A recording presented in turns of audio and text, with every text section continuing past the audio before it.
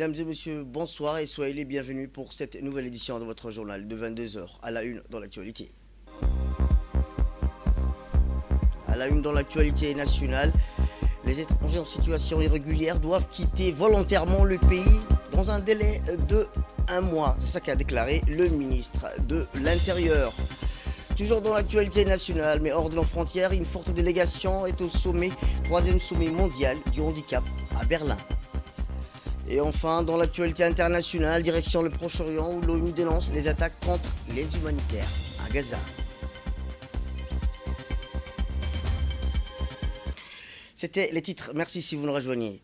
Eh bien, à la une, le président de la République, son Excellence Ismaël Omar Guelleh, a rendu un hommage empreint d'émotion et de reconnaissance à la mémoire de feu commandant Jamal Hassan Abdi, officier supérieur de la garde républicaine, affecté sans interruption à la sécurité personnelle du chef de l'État. Il s'est éteint ce vendredi matin, laissant derrière lui un vide immense. C'est avec effroi et consternation que j'ai appris le décès de feu le commandant Jamal Hassan Abdi, a déclaré le président de la République, exprimant sa profonde tristesse face à la perte de cet homme d'exception. Le chef de l'État a tenu à souligner la disparition d'un officier chevronné, reconnu pour son expertise, son dévouement et sa maîtrise de toutes les missions de sécurité et de protection rapprochées. Depuis de nombreuses années, feu commandant Jamal Hassan Abdi accompagne le chef de l'État lors de chacun de ses déplacements aussi bien sur le territoire national qu'à l'étranger, veillant constamment avec professionnalisme à sa sécurité personnelle, son engagement sans faille et à sa loyauté indéfectible en faisant un garde du corps exemplaire, toujours aux côtés du président pour garantir sa protection. Ce garde du corps personnel du chef de l'État était un homme de grande valeur, accompli dans son travail, qu'il menait avec bravoure, dévouement et un sens aigu des responsabilités. Son professionnalisme et son courage étaient unanimement reconnus au sein de la garde républicaine. Feu commandant Jamal Hassan Abdi était bien plus qu'un officier dévoué. Il était un homme de cœur, apprécié de ses frères d'armes et de l'ensemble du personnel civil de la présidence pour sa bonté, sa générosité et sa disponibilité. Toujours prêt à apporter plutôt son soutien, il incarnait les qualités humaines et professionnelles les plus élevées. Ses frères d'armes de la garde républicaine ainsi que tout le personnel civil de la présidence de la République garderont de lui le souvenir d'un homme bon, généreux et toujours prêt à leur apporter son soutien et appui, a ajouté le chef de l'État, son Excellence Ismaël Omar Guelleh. Le président de la République a également imploré la miséricorde divine, puisse Dieu Tout-Puissant accorder son paradis éternel aux défunts, exprimant ses condoléances sincères et attristées à sa famille, ses proches et ses amis et ses collègues. Inna lillahi wa inna ilayhi raji'un, pour témoigner de son respect et de sa profonde gratitude envers son garde du corps personnel, son Excellence le président de la République, M. Ismaël Omar Guelleh, a personnellement assisté aux funérailles et se sont déroulées ce vendredi matin en début d'après-midi à Demirjo, en hommage de feu commandant Jamal Hassan Abdi. Autre actualité nationale, le chef de l'État, son Excellence Ismaël Omar Guelleh, a formé de vœux de succès, de réussite à son homologue sénégalais, Bassirou Diomaye Faye, ainsi que davantage de bien-être, de progrès et de prospérité au peuple ami sénégalais, commémorant ces jours-ci l'anniversaire de sa fête nationale. Ces vœux du chef de l'État sont intervenus dans un télégramme de félicitations où il a imploré Dieu Tout-Puissant d'aider la nation sœur sénégalaise dans sa quête légitime à accéder à tous les paliers du développement durable.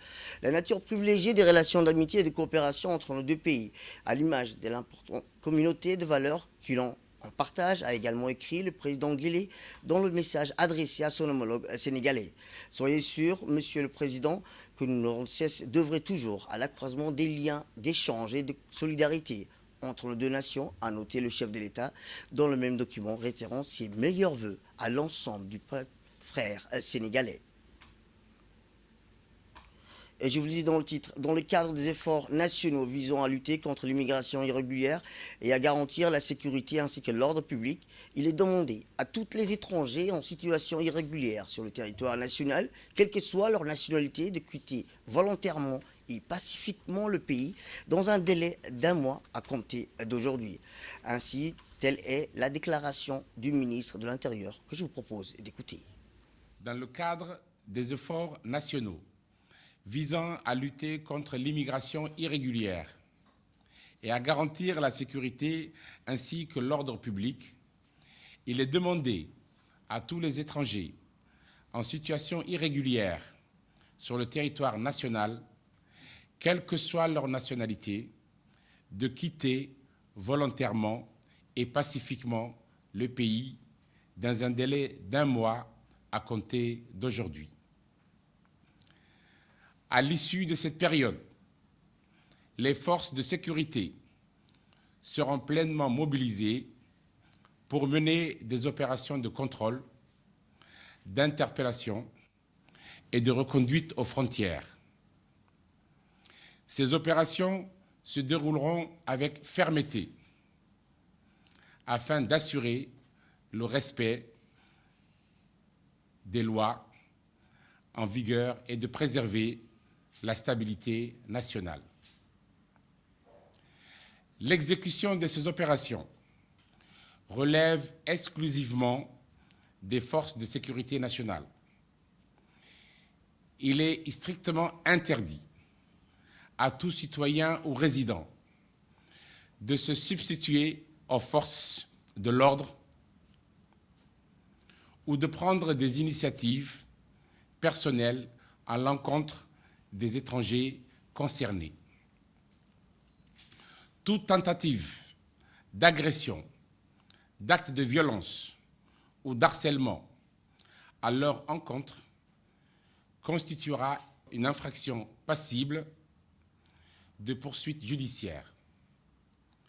Les auteurs de tels actes seront traduits en justice et sanctionnés conformément aux lois en vigueur.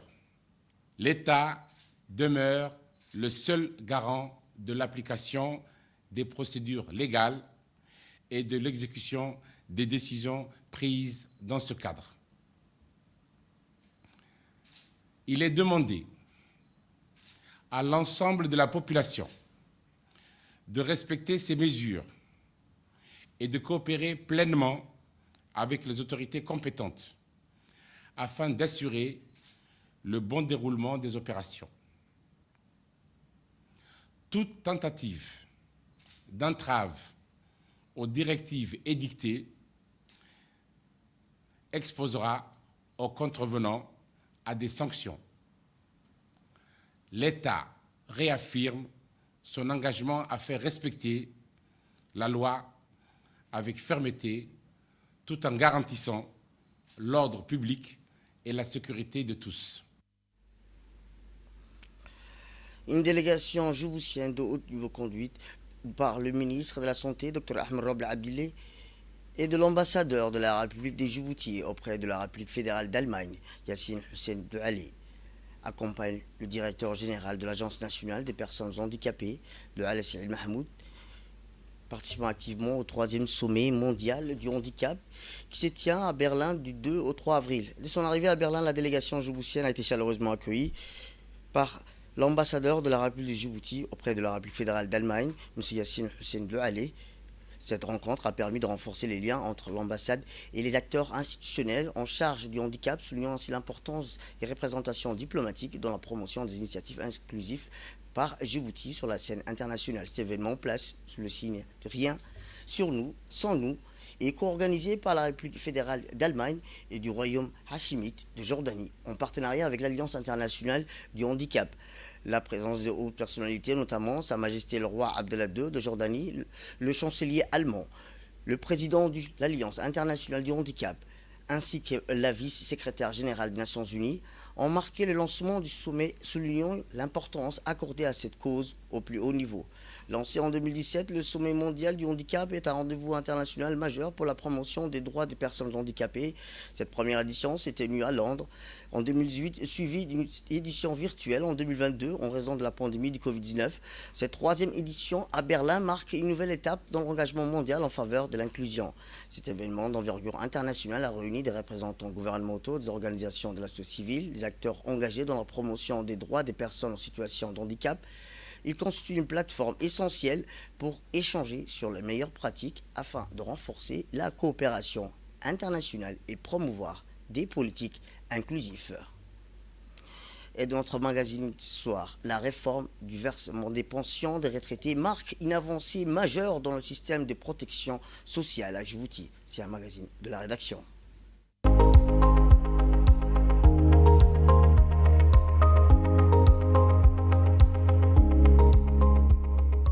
La réforme du versement des pensions de retraite marque une avancée majeure dans le système de protection sociale à Djibouti. Après des décennies d'adaptation aux réalités économiques du pays, le gouvernement a pris une décision historique en rétablissant la mensualisation des pensions, un changement attendu et salué par les retraités.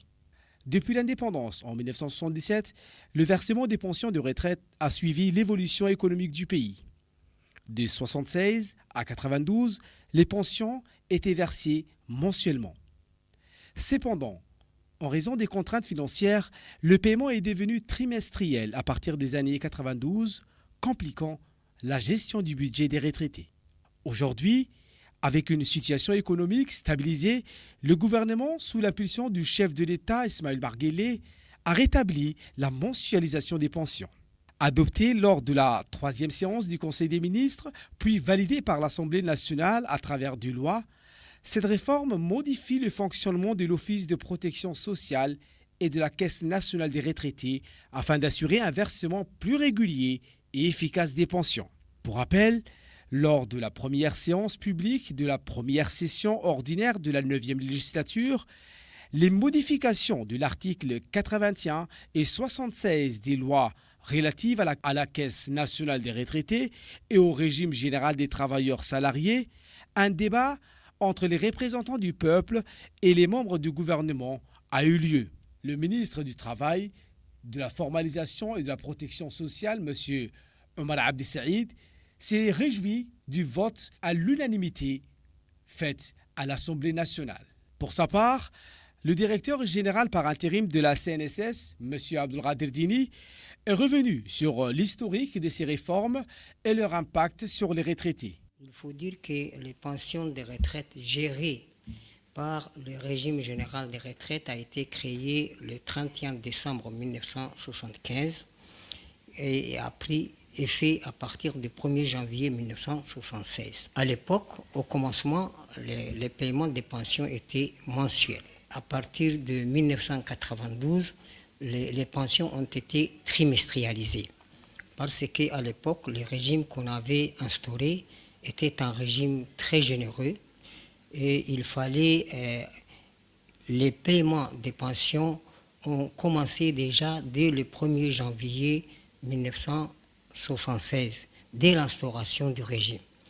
Donc à l'époque, il fallait être déclaré 4 ans et 5 mois et 9 mois à l'ancien CPS et avoir 55 ans d'âge. Donc ce régime a déséquilibré le régime des pensions et il a fallu en 1992 trimestrialiser les pensions. Et il faut dire qu'à l'époque aussi, les cotisations étaient trimestrielles. Donc après, en 1997, il y a eu restructuration du régime. Donc, et à l'époque, tous ceux qui avaient moins de 10 ans, ils ont obtenu que le remboursement de la part salariale qu'ils avaient cotisée. Ceux qui avaient 10 ans devaient racheter 5 années qui leur manquaient. Et ceux qui justifiaient des 15 ans ont été considérés comme contributifs. Par la suite, la situation s'est stabilisée et à l'heure actuelle, les pensions sont payées maintenant mensuellement après l'adoption par le Conseil des ministres et sous l'impulsion du président de la République.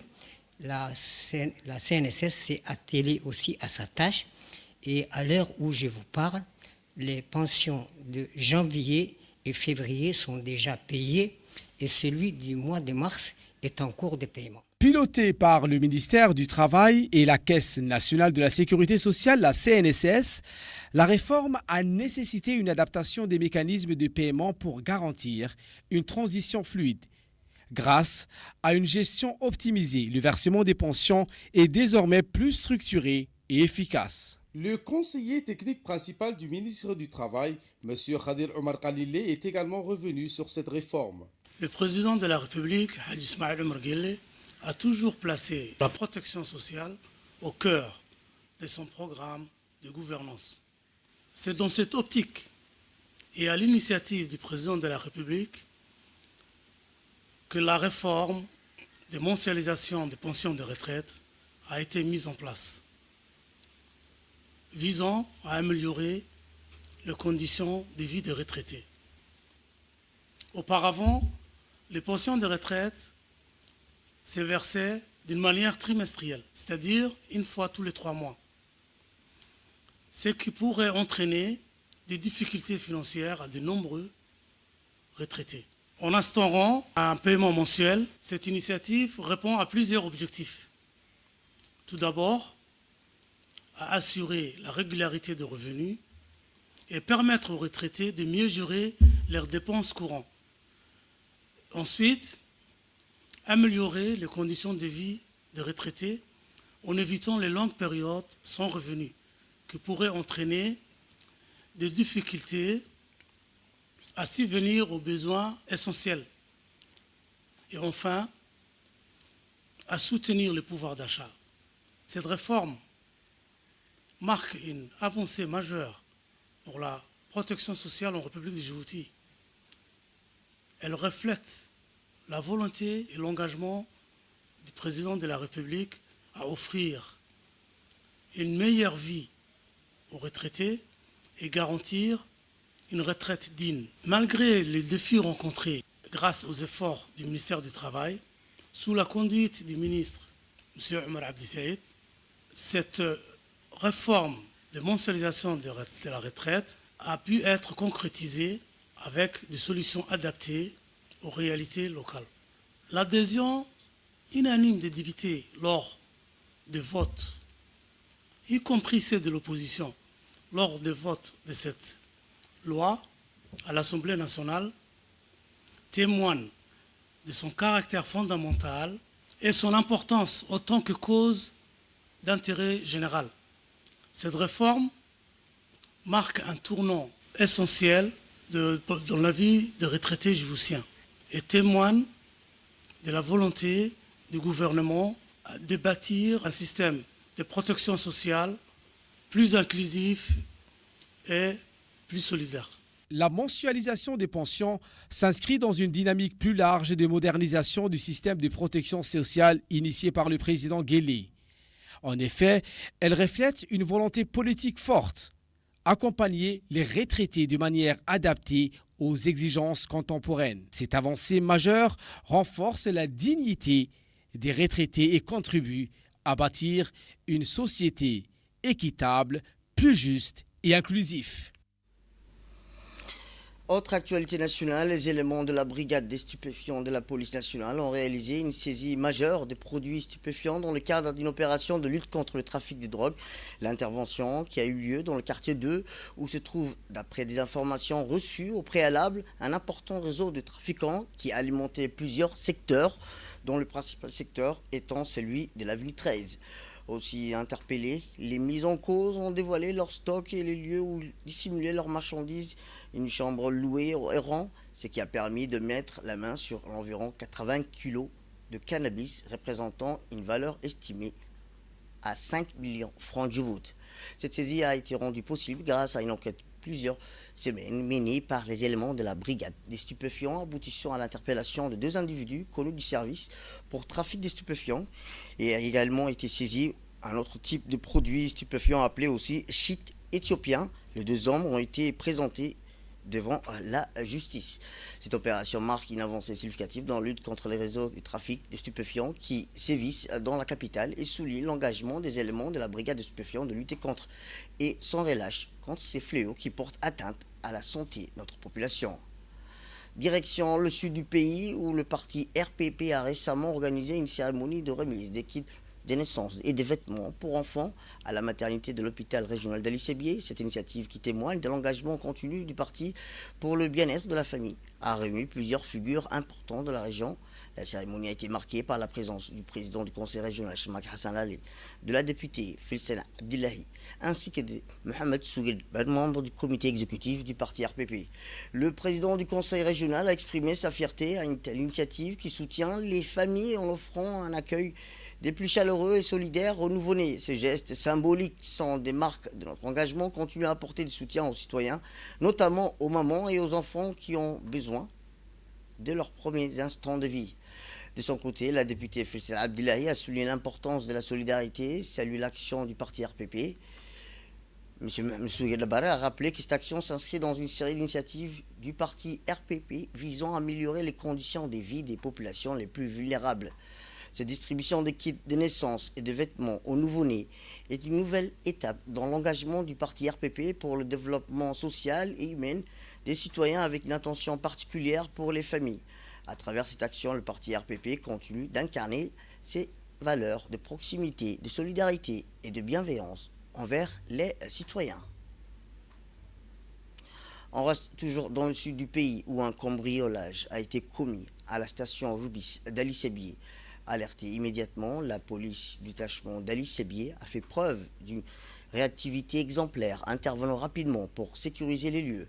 Dès les réceptions et ainsi que dès la réception de l'alerte, les forces de l'ordre ont pris en charge l'enquête. Grâce à un travail méthodique minutieux, les enquêteurs ont rapidement identifié le suspect. À l'aide des caméras de surveillance, l'outil utilisé pour commettre le vol a été retrouvé, ce qui a permis de suivre des pistes solides menant à l'arrestation de 2 suspects. Compte tenu de la gravité des faits, la personne mise en cause sera traduite devant la justice pour répondre son acte. L'objet ayant utilisé à commettre l'acte a été retrouvé. Ces découvertes nous ont permis de déterminer les pistes sérieuses qui ont abouti à l'interpellation de l'auteur le 29 mars 2025 à 8h. Régional à présent, où des médiateurs de l'Union africaine sont arrivés à Juba, capitale du Sud-Soudan. Leur mission, sauver l'accord de paix. La situation s'est détériorée avec des combats récents dans le nord de l'État au Haut-Nil. Le Conseil des sages de l'Union africaine a été accueilli à Juba. Il comprend l'ancien président burundais et une juge kenyane. Le Conseil de paix de l'Union africaine demande la libération immédiate de Machar et il les met en garde contre une menace pour l'accord de paix de 2018 qui a mis fin à la guerre. La guerre précédente s'est souvent déroulée sur des bases ethniques, ont-ils déclaré. On reste toujours aux sous-régions où, d'après certaines estimations, l'intelligence artificielle pourrait rapporter plus de 2900 milliards de dollars à l'économie africaine d'ici 2030. Un vertige dont s'empare le Rwanda. Le pays organise depuis jeudi le premier sommet mondial de l'intelligence artificielle en Afrique. L'Afrique est résolue à tirer parti de la révolution numérique. Selon certaines projections, l'intelligence artificielle pourrait générer jusqu'à 2900 milliards de dollars pour l'économie africaine d'ici 2030. Un potentiel immense que le Rwanda a décidé d'exploiter et le pays a organisé du 3 au 5 avril prochain le tout premier sommet mondial de l'intelligence artificielle sur le continent.